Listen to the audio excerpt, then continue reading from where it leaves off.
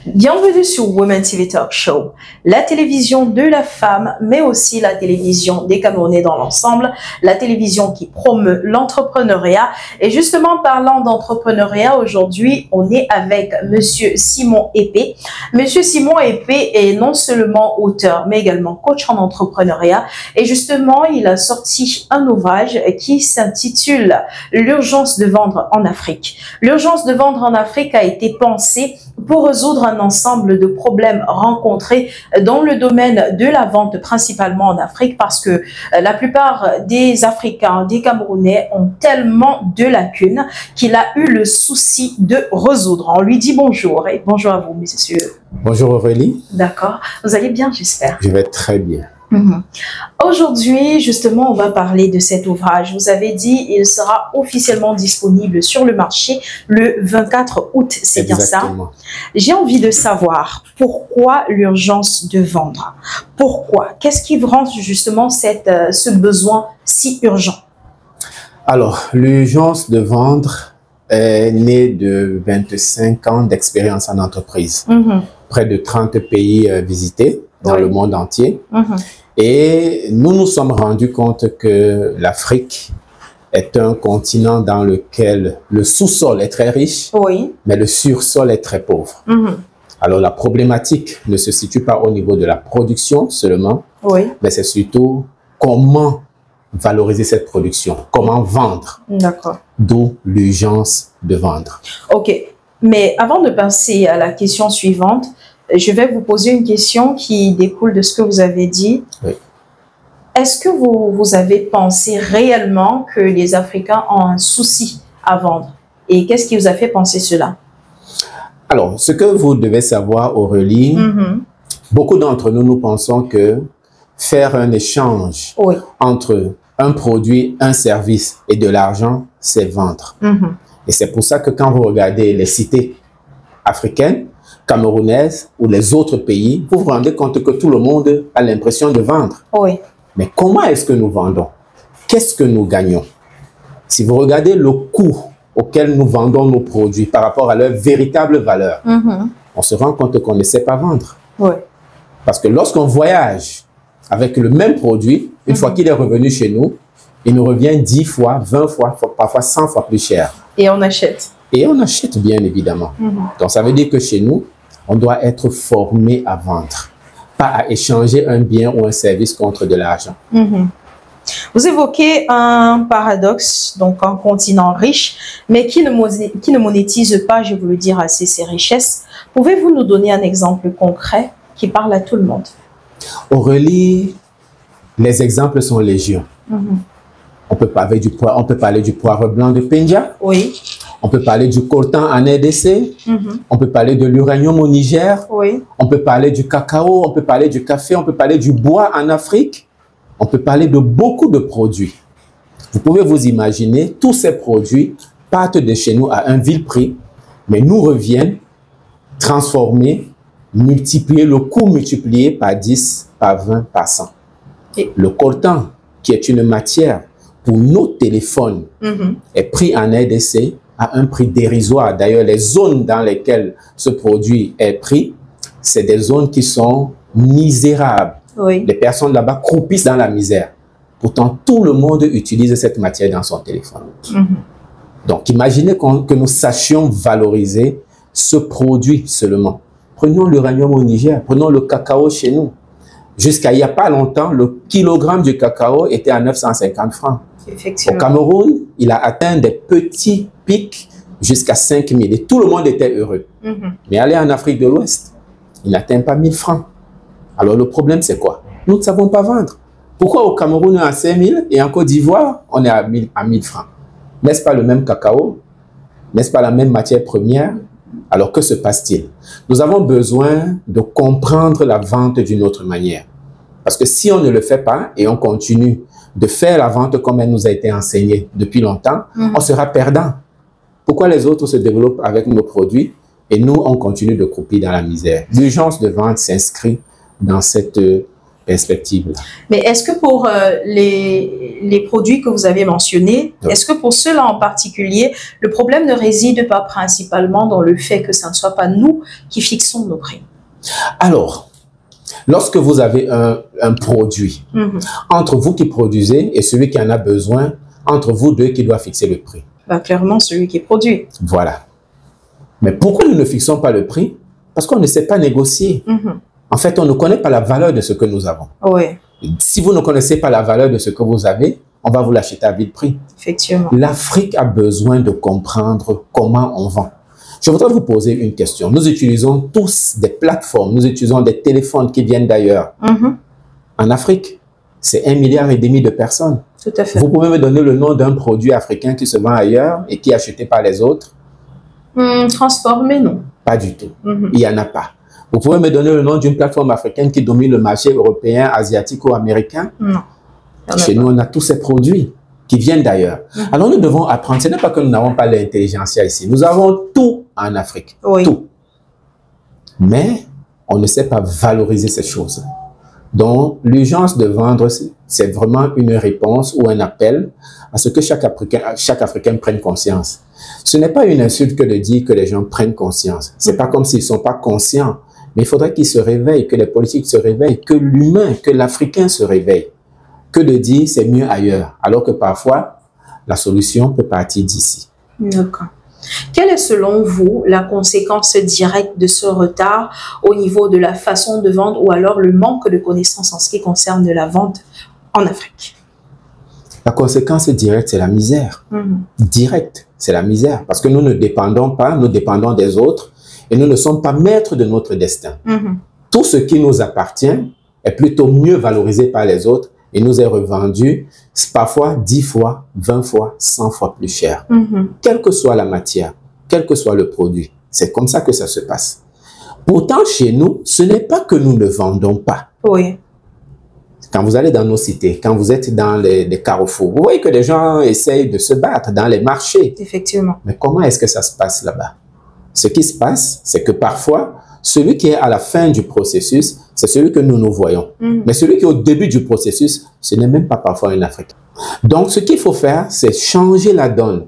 Il faut commencer à être à la base du processus et fixer nous-mêmes le jeu afin que dans tout le circuit, nous en soyons gagnants. Mais pour le moment, ce n'est pas le cas. Qu'est-ce qui, selon vous, pourrait nous permettre justement d'avoir à notre disposition le circuit dont vous parlez? Parce que jusqu'ici, on sait quand même que la plupart des Camerounais ont la volonté. Oui. D'ailleurs, on a des jeunes Camerounais qui, de temps à autre, essaient de fabriquer des appareils qui peuvent nous aider à faire ci ou aider à faire ça. Mais jusqu'ici, on n'a pas encore le niveau de développement ou le niveau de modernité qui permet que cet appareil-là, son utilité soit véritablement effective.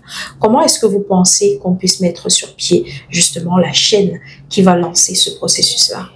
Vous savez, on dit souvent l'enfant est le père de l'homme. Comment est-ce que nous pensons? Est-ce que nous pensons dominer le marché? Nous pensons être la conséquence du marché. Tout part de l'éducation. Comment est-ce que nous éduquons nos populations? Vous comprenez? Oui. Si nous n'éduquons pas la population à dominer, vous connaissez ce que c'est que le rêve américain? Tout Américain, qui qu'il soit, a l'impression d'être celui qui domine le monde entier. C'est une culture que l'Africain doit comprendre.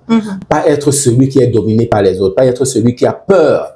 Parce que celui qui arrive, parce que vous avez l'impression que c'est lui qui a l'argent, vous baissez la garde. C'est vous qui avez le produit. C'est vous. Nous devons cultiver depuis le bas âge l'idée de dominer. Mais ce n'est pas le cas. Donc, tout va de nos écoles, tout va de nos politiques d'éducation. Si c'est que nous ne changeons pas ça dans notre manière de faire, nous serons toujours dominés. Donc, ce n'est pas la fin du processus. Nous sommes à l'heure actuelle à la fin du processus. Je suis la conséquence. J'en suis la conséquence, personnellement. Mais lorsque vous visitez les cités africaines, ce n'est pas que dans ces pays. Il y a du diamant en RDC, en République centrafricaine. Mais quand vous allez à Bangui, vous avez l'impression qu'il y a du diamant là-bas? Pas du tout. Donc, il faudrait que la culture, l'éducation, même au niveau familial, que la manière de discuter avec les enfants, qu'on leur montre que la vente, c'est la clé. Malheureusement, si vous parlez de vente aux gens aujourd'hui, La plupart des Africains vous disent, moi, je n'aime pas vendre. Mais écoutez, tout le monde vend. Women TV Talk Show, pourquoi nous sommes en ligne? C'est pour vendre. Lorsque vous faites du journalisme, lorsque vous faites du commerce, vous vendez. Quand vous partez à un entretien, à une entreprise, vous vendez. Tout à fait. Quand vous vous habillez bien, qu'est-ce que vous faites? Vous vendez. Mais les gens en Afrique disent, non, moi je n'aime pas vendre. Tout le monde vend. Mais comment vous vendez? Donc vous voyez que la culture de la vente doit être repensée. La culture de la vente au sein de la famille doit être repensée. Les gens pensent qu'ils ne vendent pas alors qu'ils vendent tous les jours. Alors que les autres, sachant qu'on leur a dit depuis qu'ils sont tout petits que la vente c'est la clé, voilà pourquoi ils peuvent rapidement valoriser leur talent. Pourquoi vous pensez qu'un Chinois peut sortir un appareil à 15 ans et le vendre dans le monde entier et un Africain ne puisse pas le faire? D'ailleurs, s'il essaye de le faire, on lui dit qu'il est très jeune. Voilà. Est-ce qu'il y a un âge pour vendre? Vous évoquez un point très important. Est-ce que le problème aussi ne réside pas dans nos mentalités en Afrique? Je prends un exemple. Beaucoup de personnes pensent que Chococam, c'est une production de chocolat pour les Camerounais. Enfin, c'est pour les Camerounais, mais l'entreprise en elle-même n'appartient pas aux Camerounais. Peu de gens le savent. Maintenant, il y a quelques artisans locaux qui parviennent à transformer le cacao, qui produisent un chocolat qui est quand même pas mal, sauf qu'il n'est pas suffisamment consommé par les Camerounais parce que, entre guillemets, il n'est pas assez bon. Pourtant, en réalité, quand au goût, c'est savoureux, c'est très bon. Et d'ailleurs, c'est meilleur que beaucoup d'autres chocolats qui sont surenchéris. Je n'ai pas envie de citer de nom et qui sont vendus très cher. Donc, est-ce que vous pensez que quelque part, le problème également ne réside pas dans les mentalités? Alors, si vous voulez asservir un peuple, commencez à toucher son éducation. Commencez à toucher à la manière dont on cultive son esprit au quotidien. Si vous voulez asservir un peuple. Bien évidemment, nous avons l'impression que ce qui vient d'ailleurs est bien. Vous avez touché le chocolat.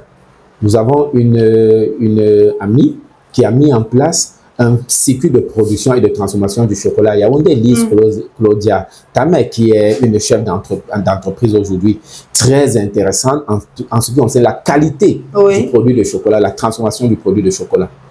Mais quelle est la vulgarisation que nous faisons sur ça sur le marché mondial? Est-ce qu'on parle de ces produits rien que dans la sous-région? Quel est l'outil qui a décidé d'aller valoriser l'image de cette entreprise camerounaise par une Camerounaise, rien que sur le marché de la sous-région Afrique centrale? Je ne vais même pas dire le marché européen. Parce qu'en termes de qualité, il n'y a pas, elle a pris du temps, elle a pris beaucoup d'années pour mettre en place ce type de produit. Mais qui en parle? Personne. Elle se battra seule pour essayer de vulgariser la marque, le produit sur le marché. Et elle se limitera parfois au marché camerounais. Et on dira c'est un produit camerounais. Non, nous devons apprendre à penser à dominer le marché, même si c'est une marque camerounaise. Je le dis, combien de marques camerounaises, africaines, dominent le marché mondial? En fait. Parce que nous avons l'impression que ce qui est produit pour nous ne peut se vendre que chez nous. Prenons les livres, l'urgence de vendre. Prenons les livres. Lorsqu'on parle de best-sellers dans le monde entier, qui en sont les auteurs au niveau de l'Afrique? Y en a-t-il beaucoup? Pas beaucoup. Le problème est effectivement mental. Nous devons changer cette manière de voir, de faire, que de dire qu'on peut partir de chez nous pour aller dominer le monde. D'où l'urgence de vendre. Moi, j'appelle les gens et tout à prendre conscience que de ne pas se dire nous sommes prétentieux que de le penser. Parce que quand les autres écrivent ça, ils ne sont pas prétentieux, ils sont intelligents. Mais si c'est un Africain qui écrit, on va dire que non, lui, il est prétentieux. Il minimise l'intelligence africaine. Exactement. Qu'est-ce que vous entendez par vendre, c'est libérer des talents? Alors, la vente, c'est un ensemble de choses. Vous savez, lorsque vous dites à votre enfant, pendant longtemps, qu'il ne doit pas être un vendeur. Chez nous, le vendeur est considéré comme quelqu'un qui a raté sa vie. Le vendeur. Regardez dans votre propre quartier. Le monsieur qui vous vend du pain chaque matin, ce commerçant-là, comment est-ce qu'on l'appelle chez nous? Vous voyez ces petits mots qu'on donne à ces personnes, la mamie du marché, le boutiquier, le boucher. Vous voyez comment on les considère? On ne les prend pas au sérieux.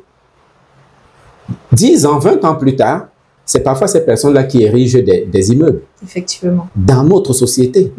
Donc, ça veut dire que la vente doit être mise au centre de notre éducation. Parce que c'est ça qui élève. Ce n'est pas faire sociologie ou faire philosophie ou faire l'histoire de la France de 1789 qui va nous apporter la richesse. Ce n'est pas vrai. C'est en valorisant ce que nous avons et en revendant ça ailleurs, donc en libérant en fait ce que nous avons qui nous permettra de vulgariser nos talents divers. Madame Aurélie, les artisans à Fumban, à Bamenda, toutes ces personnes, ces personnes qui mettent de l'art, qui est vendu dans les musées européens à des millions d'euros. À combien est-ce que c'est acheté ici? Rien du tout. Libérons nos talents. Et allant dans le même sens, on a nos prisonniers qui fabriquent des sacs en perles qui sont revendus ici, généralement, je pense, c'est dans les 10 000, 7 000, 8 000. Voilà. Pourtant, en France, par exemple, on a des sacs pareils qui sont vendus à 100 euros, 70 euros. C'est largement au-dessus du prix d'achat. D'où l'urgence de vendre. D'accord. J'ai également besoin que vous répondiez à cette question parce que jusqu'ici, effectivement, on essaie de rappeler à ce téléspectateur-là qui nous regarde l'importance de vendre et de bien vendre. Mais beaucoup se posent encore la question qui est celle de savoir quels sont les meilleurs conseils pour comprendre rapidement et précisément le besoin réel du client quand on sait que vendre également, c'est trouver un besoin et justement résoudre ce problème-là. Alors, la première des choses qui nous embête en Afrique, c'est qu'on ne fait pas la différence entre l'envie et le besoin. Oui. L'envie est émotionnelle. Le besoin, il est rationnel. La plupart des temps, nous adressons l'envie, nous n'adressons pas le besoin. Est-ce que nous écoutons? Vous savez, le vendeur chez nous qui arrive vers vous, il va parler à 100% du temps pour essayer de vous persuader, de vous convaincre. Tout à fait. Très souvent, il n'adresse pas votre besoin.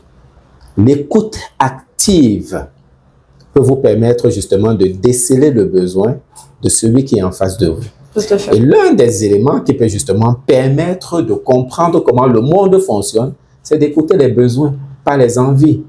Chez nous, on vend parfois ce que nous, on aime, pas ce que les autres veulent. Exactement.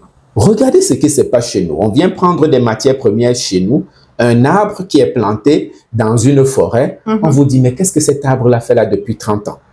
Mais celui qui va couper cet arbre pour partir avec, lui, il a compris votre besoin. Mais vous vous dites, bon, écoutez, donnez-nous un peu d'argent parce qu'on va acheter à boire et à manger. Ça, c'est des envies. Mais lorsque le besoin reviendra vers vous, il reviendra combien de fois plus cher dans une voiture d'une marque importante. Je ne vais pas citer les noms. On a plein de voitures où il y a du bois. Parfois, c'est du bois camerounais. Je ne veux pas dire centrafricain, congolais, de la RDC ou je ne sais pas, des pays qui sont dans la zone forestière, dans la zone équatoriale. Mais si c'est que nous comprenons le besoin, nous écoutions, nous sommes attentifs à ce qui se passe, nous avons plus davantage l'œil tourné vers ce que les gens veulent davantage de ce que nous aimons, je peux vous rassurer, nous commençons à mettre le doigt sur là où ça fait mal. Est-ce qu'on se comprend? On se comprend très bien jusque-là. On va poursuivre donc avec cette question qui est celle de savoir si un jeune entrepreneur nous écoute maintenant. Quelles sont les 3 étapes que vous lui conseilleriez pour construire une offre que le client ne peut pas refuser? Alors, 3 étapes pour que le client ne refuse pas votre offre. Exactement.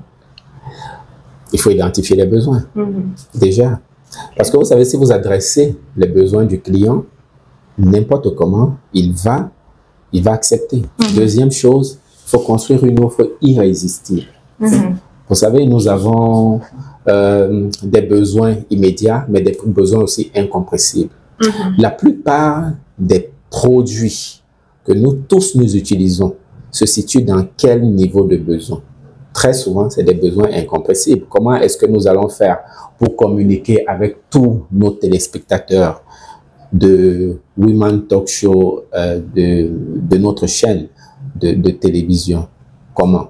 Nous allons utiliser une plateforme. Tout à fait. Donc, toutes les plateformes adressent un besoin de communication. Donc, la première des choses, c'est identifier le besoin. La deuxième des choses, c'est de construire une offre irrésistible.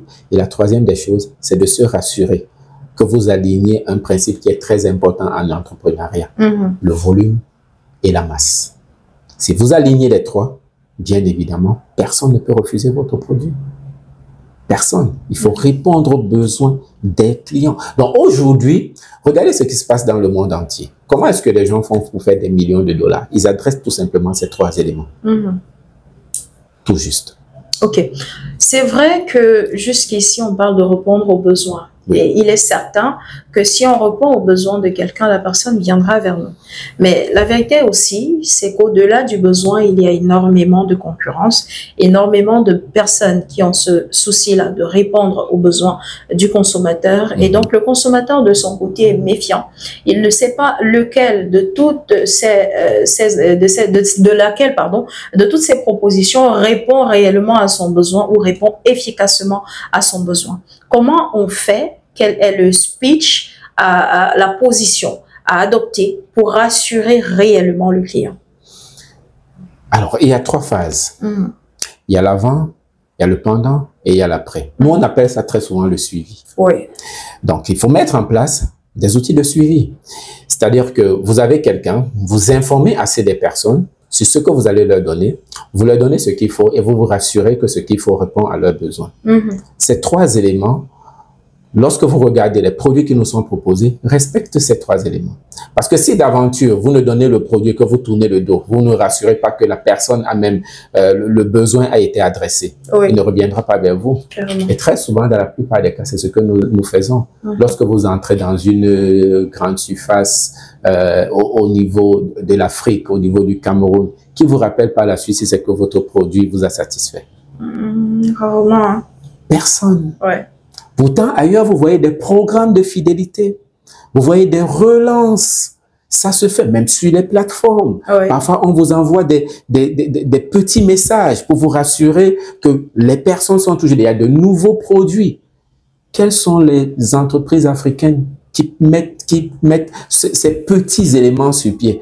Que de savoir que celui-ci est déjà venu chez nous, nous pouvons lui rappeler que nous avons de nouveaux produits, nous pouvons lui rappeler que nous avons de nouveaux services, nous pouvons nous rassurer que le produit qu'il a pris est effectivement satisfaisant. Les gens ne le font pas. Prenez les produits alimentaires, prenez les produits techniques, prenez les produits spéciaux. Ça n'existe pas. Ou alors très peu de personnes le font. Donc, nous devons apprendre à vendre. La vente, ce n'est pas seulement je vous donne un produit ou un service et vous me payez de l'argent. Oui. Il faut apprendre à faire l'avant, le pendant et après. D'accord. Parmi toutes les histoires réelles que vous racontez dans l'urgence de vendre en Afrique, laquelle vous a le plus marqué et quelles leçons concrètes peut-on en tirer?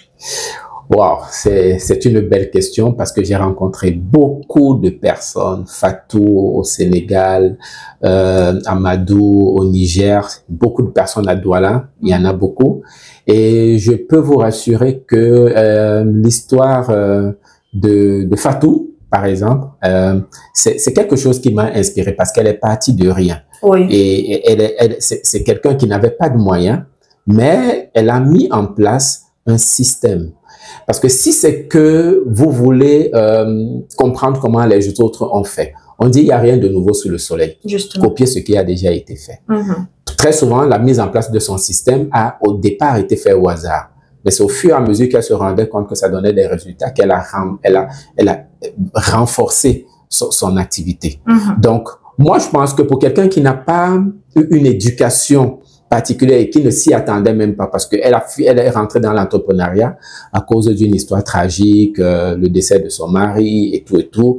Finalement, elle s'est retrouvée dans une situation où elle était obligée de s'occuper de ses enfants elle-même. Donc, ce type nous avons beaucoup d'exemples ici où des personnes se trouvent dans cette situation mais finissent plutôt par encaisser la situation et ne pas s'en sortir. Donc, il faut vraiment partir de peut-être d'une situation qui vous a embêté, pour prendre conscience que vous avez des qualités, que vous avez des potentialités, qu'il y a des opportunités. Le danger dans tout ça, c'est que sur la toile, il y a trop d'opportunités. Oui. Donc parfois, il va falloir lire quelle est la meilleure. Mais comme j'ai dit, avant, pendant et après. Si vous savez mettre en place ce type de système, les gens vont vous suivre. Tout à l'heure, vous avez parlé justement de quelque chose qui est assez marquant. Oui. Le fait que la vente soit considérée comme un sous-métier en Afrique en particulier, enfin en Afrique en général et au Cameroun en particulier. Comment pensez-vous qu'on puisse aujourd'hui revaloriser justement la vente et justement lui redonner ce blason d'honneur qu'elle mérite?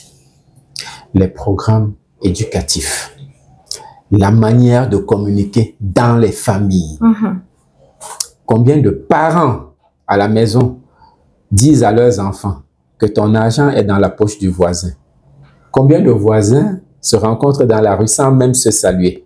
Regardez ce qu'on a fait chez nous. On a érigé des barrières autour de nos maisons. Oui. Mais regardez ailleurs, est-ce qu'il y a des barrières? C'est chez nous que ça se fait.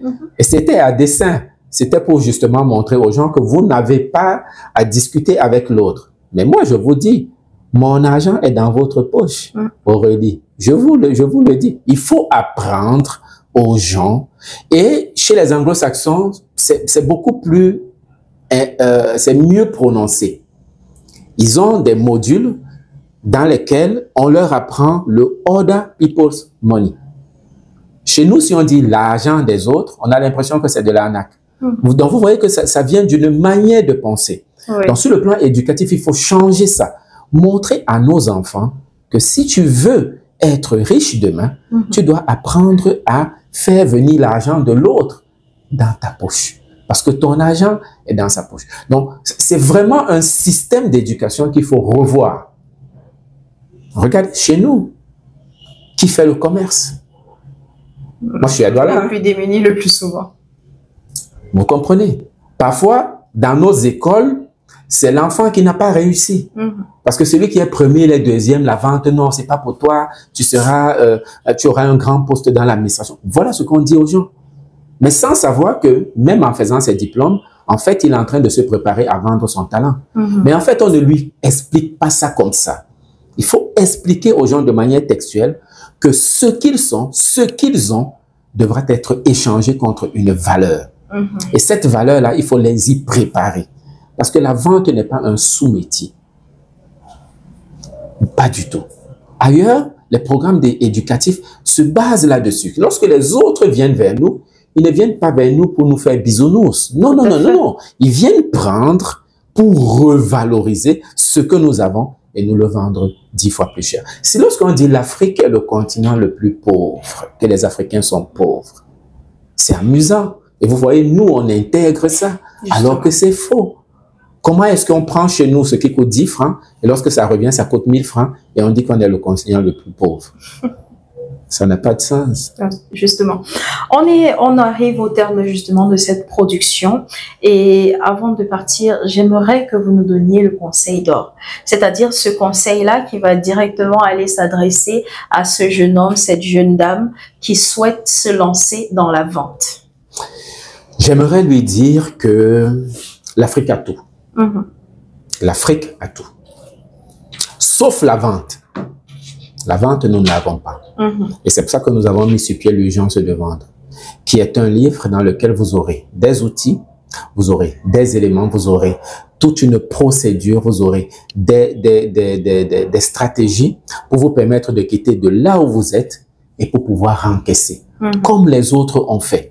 À l'intérieur, on a des pitchs de vente, on a des situations réelles, on a des personnes qui ont réussi, qui sont parties de zéro.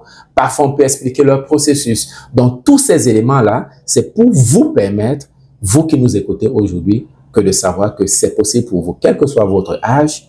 D'ailleurs, il n'y a pas d'âge pour réussir. Il y a certains qui ont commencé à 65 ans et sont devenus des personnes à succès. Vous voyez, en Afrique, lorsque quelqu'un prend sa retraite à 60 ans, on dit il doit rentrer au village, aller se reposer. C'est une hérésie. Vous savez, dans une étude qui a été menée il y a 2 ans, on s'est rendu compte que les CEO des grandes multinationales dans le monde entier, très souvent ont un certain âge, ont parfois dépassé la 70aine. Mais chez nous, à 60 ans, qu'est-ce qu'on fait? On dit aux gens d'aller se reposer. On dit qu'ils sont fatigués. Alors que le cerveau humain entre dans une phase de réflexion profonde et de plein potentiel au-delà de 60 ans. L'urgence de vendre sera officiellement mise en vente le 24 août prochain. Ça va se faire de quelle façon? Alors, nous avons une conférence entrepreneuriale que nous organisons à Vallée des Princes sous l'égide de notre système de formation, la Business Mentoring Academy.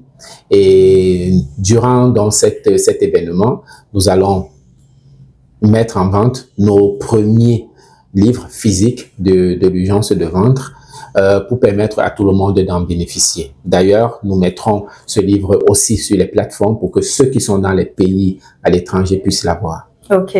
Et comment est-ce qu'on accède aux 10 événements? Nous vous envoyons des liens. Oui. Nous avons des liens. Vous pouvez effectivement nous contacter à tout moment ou alors vous rendre directement à cet événement de lancement à Vallée des Princes le 24 août quand il sera 14h30. Ne manquez pas parce que nous avons juste 500 places disponibles pour la salle et je peux vous rassurer, plus de 400 places ont déjà été prises. Donc, il faut faire vite, sinon vous ne pourrez pas accéder à la salle. Nous avons juste 500 places disponibles. On comprend que de plus en plus, les Camerounais s'intéressent à la chose entrepreneuriale, à la vente également. Vous êtes toute une encyclopédie, vous nous avez éduqués profondément pendant ce petit laps de temps et je vous dis grandement merci. Est-ce que vous avez quelque chose à ajouter avant de sortir? Je voudrais déjà vous dire merci aussi. Merci à vous de nous donner l'occasion de nous exprimer. Oui.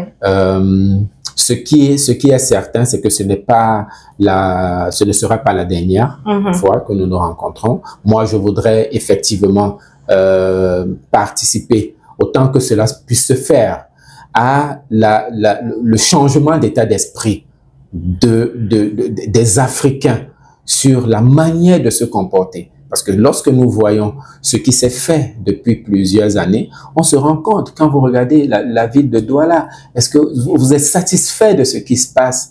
Donc, ce que nous avons à faire, c'est de commencer par un profond changement d'état d'esprit. Nous voulons y participer et voilà pourquoi nous faisons toutes ces rencontres entrepreneuriales, nous participons, nous écrivons. C'est pas le seul livre, il y en a d'autres qui sont en route, d'autres qui ont déjà été produits, juste pour permettre aux uns et aux autres de prendre conscience. Donc, moi, je voudrais vraiment vous dire merci de l'occasion que vous nous donnez et que de dire nous sommes effectivement ouverts à participer autant que vous le voudriez à l'édification d'une Afrique puissante, forte et dominatrice. Merci beaucoup. Merci à vous également, chers téléspectateurs, d'avoir été des nôtres. On se retrouve très bientôt, mais avant de partir, je vous rappelle encore que le 24 août prochain, à la Vallée des Princes Bessenguet, vous aurez l'occasion de renforcer vos connaissances en entrepreneuriat, en vente, si vous en avez déjà. Et pour ceux qui n'y savent rien du tout, qui souhaitent se lancer, c'est l'occasion parfaite pour savoir comment s'y prendre, quel est le chemin à suivre.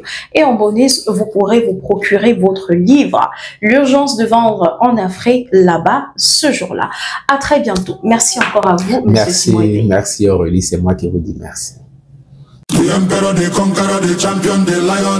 Découvrez le summum du confort et de la durabilité avec les appartements meublés Boss Life. Nos logements sont équipés de tout ce dont vous avez besoin pour un séjour inoubliable, y compris une connexion Wi-Fi rapide et fiable. Nos appartements sont alimentés par des plaques soleil. Pour une empreinte écologique, nous proposons également un service de location de voitures sur place. Réservez dès maintenant votre séjour chez Boss Life et profitez du confort que nous offrons dans nos appartements meublés de luxe. Nous sommes situés à Douala Terminus, derrière Barcelone Hotel. Contact 682 82 48 33. Boss Life et Partner. Live like et boss.